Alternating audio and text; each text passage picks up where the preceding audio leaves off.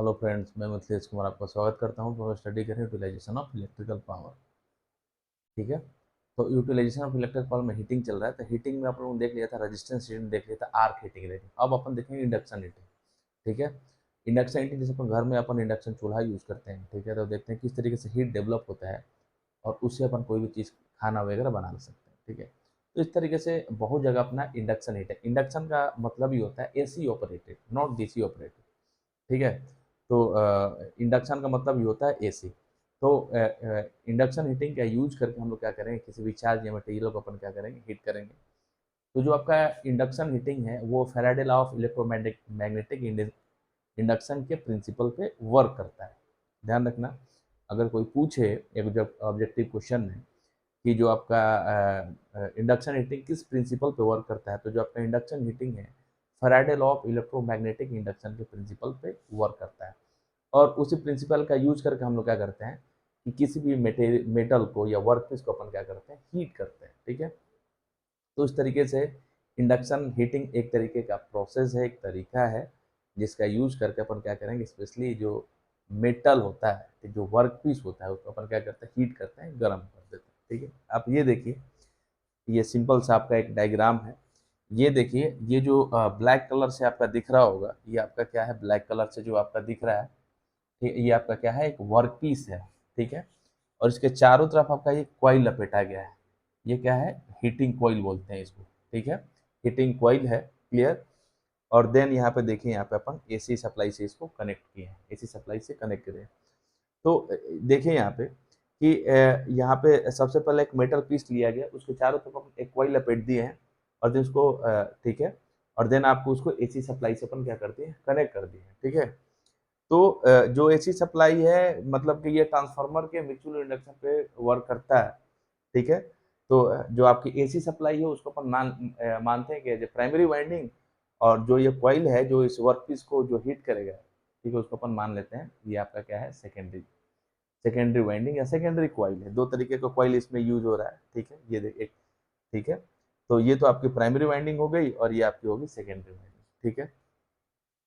तो जैसे ही अपन इस कॉइल के अंदर एसी सप्लाई देंगे, जैसे इस कॉइल के अंदर अपन एसी सप्लाई देंगे, तो यहाँ पे क्या होगा कि एक मैग्नेटिक फ्लक्स क्रिएट होगा। देखिए, ये डॉटेड लाइन से दिखाना, एक मैग्नेटिक फ्लक्स क्रिएट होगा।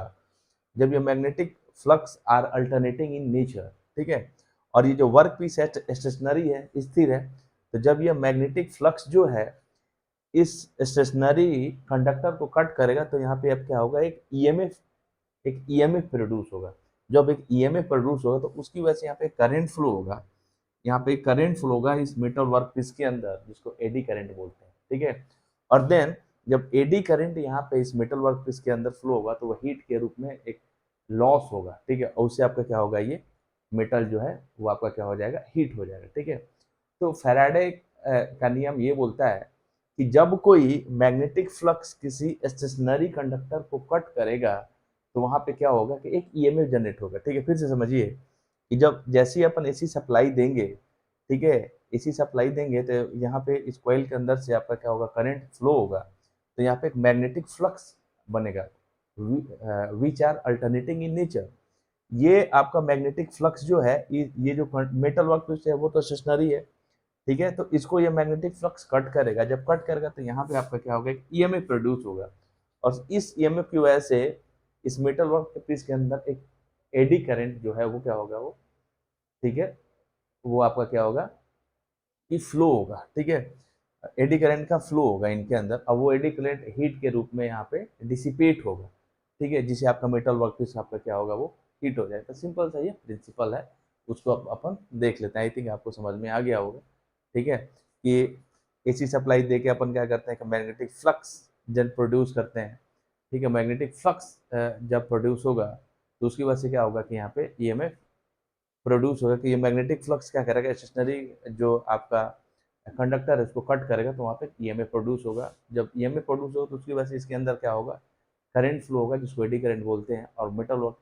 ठीक है। और वो क्या होगा कि हीट के रूप में डिसिपेट होता है, जिससे आपका जो वर्क पीस है वो क्या होगा, आपका हीटेड होगा। ठीक है। देखिए यहाँ पे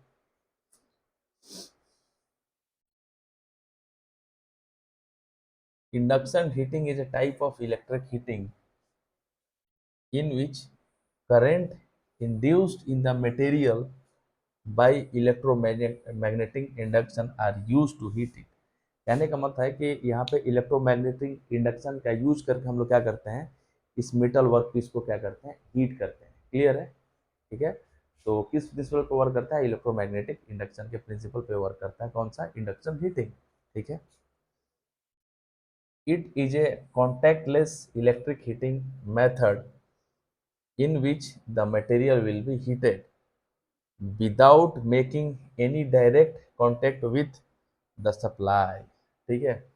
तो इट इज ए कॉन्टेक्टलेस, ठीक है, मतलब किसी भी तरीके का कॉन्टेक्ट नहीं है, ठीक है, सप्लाई से, किसी भी तरीके का कॉन्टेक्ट नहीं है सप्लाई से। तो it is a contact lens electric heating method in which the material will be heated.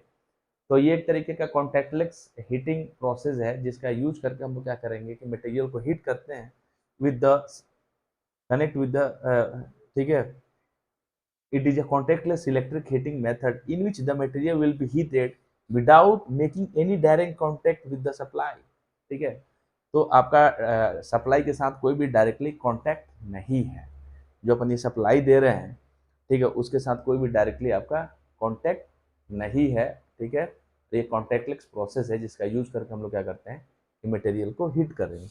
It is a contactless electric heating method in which the material will be heated without making any direct contact with the supply. ठीक है। तो ये जो metal work विषय जो supply दे रहे हैं उससे आपका डायरेक्टली आपका क्या है, कोई भी कनेक्शन नहीं है, क्योंकि ये क्या कर रहा है, ट्रांसफार्मर के प्रिंसिपल पे वर्क कर रहा है। ठीक है। ये देखिए, अगर हम लोग ट्रांसफार्मर की बात करते हैं तो इस तरीके से ये ट्रांसफार्मर का ये प्राइमरी वाइंडिंग होता है, ये सेकेंडरी वाइंडिंग होता है। ठीक है। और इनके बीच में कपलिंग होती है। ठीक है। और किसके प्रिंसिपल वर्क करता है, म्यूचुअल इंडक्शन पे। ठीक है। ये प्राइमरी वाइंडिंग में अपन क्या कर रहे हैं, प्राइमरी वाइंडिंग में अपन करंट फ्लो करा रहे हैं। ठीक है। और ये जो सेकेंडरी वाइंडिंग है, सेकेंडरी वाइंडिंग, ये कॉइल को जो मेटल वर्क के पीस आपका लपेटा हुआ है। ठीक है। तो आपको देखिए कि डायरेक्टली इस सप्लाई का इस जो आपका इस यहाँ पे जो सेकेंडरी वाइंडिंग है, यहाँ पर अपन कॉइल जो लपेट रहे हैं, इसे डायरेक्टली आपका क्या है, सप्लाई से कांटेक्ट नहीं है, इसलिए बोलते हैं कि ये कॉन्टैक्टलेस एक हीटिंग मेथड है। क्योंकि यहाँ पे क्या है कि अपन देखते हैं कि बीच में आइसोलेशन लगाते हैं, प्राइमरी और सेकेंडरी वाइंडिंग आपस में एक दूसरे से आइसोलेटेड रहती है। ठीक है। तो डायरेक्टली कहने का मीनिंग ये है कि इसमें जो आपका जो भी मटेरियल है जिसको हीट करना है वो सप्लाई के डायरेक्टली कांटेक्ट में नहीं है। यहाँ पे एक इलेक्ट्रोमैग्नेटिक इंडक्शन का यूज करके सेकेंडरी वाइंडिंग में हम लोग क्या करते हैं कि ईएमएफ प्रोड्यूस कराते हैं। ठीक है।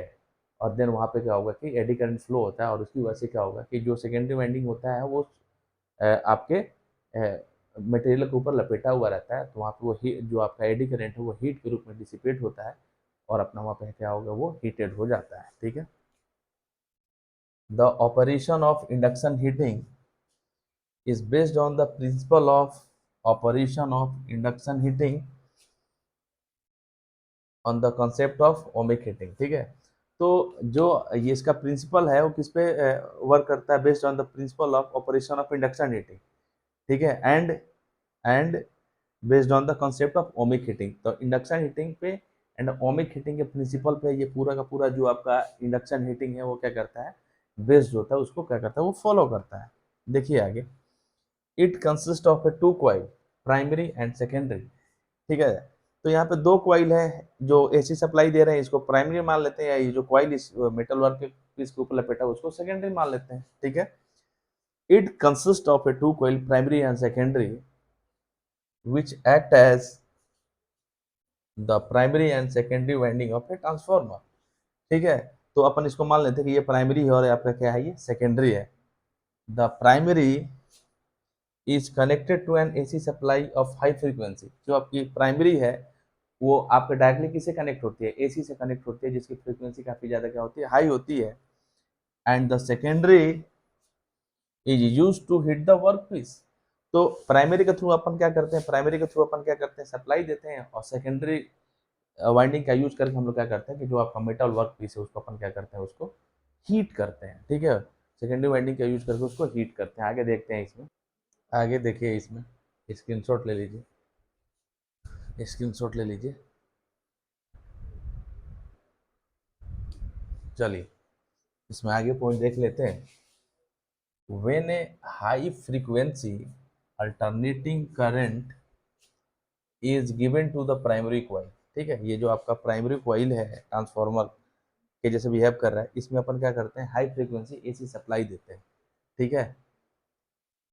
It setup N alternating magnetic flux, ठीक है। तो जब कॉइल के अंदर अपन क्या करते हैं कि एसी सप्लाई देते हैं, तो उसकी वजह से क्या होगा, यहाँ पे एक मैग्नेटिक फ्लक्स सेटअप होगा, ठीक है। यहाँ पे क्या होगा, मैग्नेटिक फ्लक्स क्या होगा आपका, सेटअप होगा, ठीक है। This flux when links the workpiece induce an EMF, ठीक है। जब ये मैग्नेटिक फ्लक्स है ना, ठीक है, इस स्टेशनरी कंडक्टर को कट करेगा या उसे लिंक होगा, तो यहाँ पे एक ईएमएफ क्या होगा, प्रोड्यूस होगा, इंड्यूस होगा, ठीक है। Induce an EMF in the work piece, ठीक है।